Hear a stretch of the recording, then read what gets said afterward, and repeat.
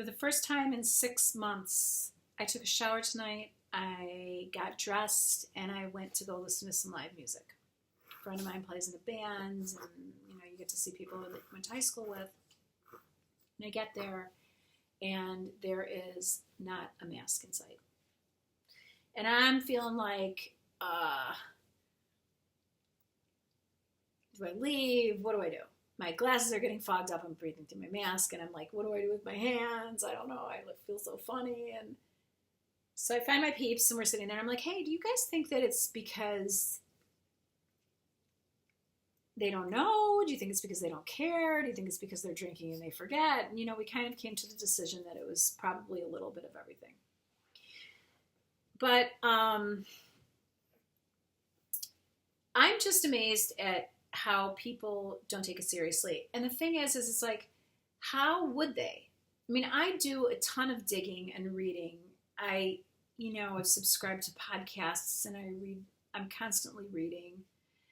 And I don't have all the answers, but I'm concerned, and I know that we don't know anything about this disease long term.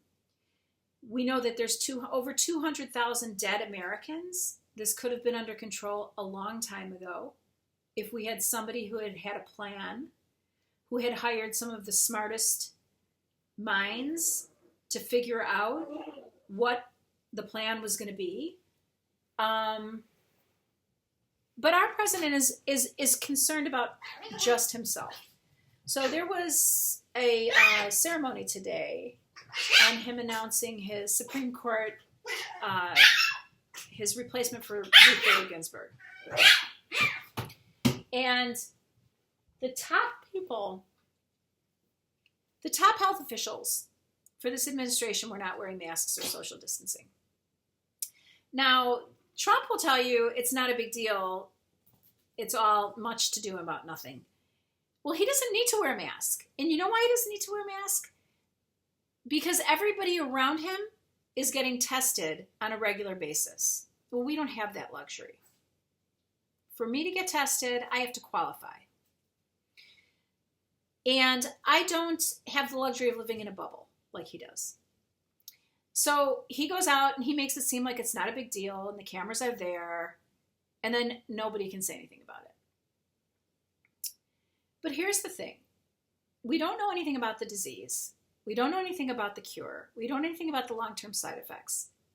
But I have a family member who right now has shingles in their eyes.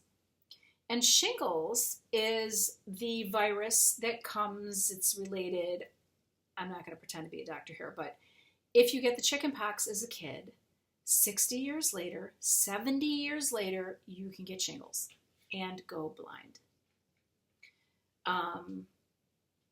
We all know what chicken pox is. You think you're going to scratch for a little while, you're going to get maybe a few little scars or something, and then it goes away. But it's not like that. It's so much more complicated than that. And we have the luxury of tapping into the planet's smartest minds. But Trump's plan is he's already got the answers. He's smarter than the scientists. And in the meantime, our economy is suffering. We can't have funerals. We can't have holidays with our family members. We can't go to restaurants and bars. People aren't traveling.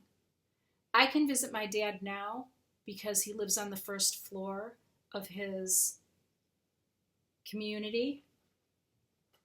It's like it's not assisted living, but it's independent living, but it's it's a over 60-year-old community, it's 60 and over. But once it gets cold out, he's not going to be able to stand outside with me. And I've got it good. When my mom passed away, we couldn't have a funeral. We couldn't have a shiva. People are going through that every day. People that we know who have jobs and are going to work at grocery stores and Target and Kohl's are putting their lives on the line wearing a little mask to just expose themselves to a petri dish of disease all day long.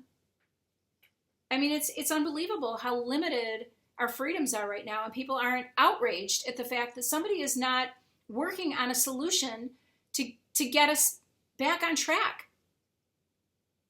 It's mind-blowing to me. Over 200,000 dead Americans. I don't know what it's going to take. Do you guys trust him? Do you trust him with your kids? Do you think he's the smartest guy in the room? Do you think he's smarter than the scientists and smarter than the generals and he knows more than everybody? I mean, fuck! It's maddening to me. I just can't wrap my head around this. I want somebody in charge who knows what they're doing and who is humble enough to surround themselves by smart people. The United States takes up 4% of the population of the world. We have over 25% of the deaths.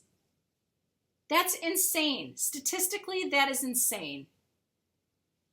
You do the math. He is lying. And I would go through every one of his lies with you if I could, but there's over 20,000 documented lies since he stepped into the White House. There is not enough time to go through that, although I may try. And if he gets reelected, I'm going to be doing these rants every freaking day, if for no other reason than it helps keep me sane. That's all I got. It's a Saturday night. It is gorgeous in Chicago. It's the kind of night where the air is the same temperature as your skin and there's a breeze and it's beautiful. And I couldn't stay on a freaking lawn chair and listen to one of my best friends play in his band and visit with friends from high school because of a pandemic. Yep, we're still in the middle of the pandemic, the first round. We're not on round 2, but magically he thinks it's going to disappear. I don't know. Are you feeling that? Are you feeling that's what's going to happen? It's just going to disappear? I have absolutely no confidence that that's what's going to happen. Vote, people. We got to vote this guy out. He needs a replacement, and we need it now. This election cannot come soon enough. If you can, vote in person. Put on a mask. Put on a pair of goggles. That's what I'm going to do, and I'm going to vote in person. See ya.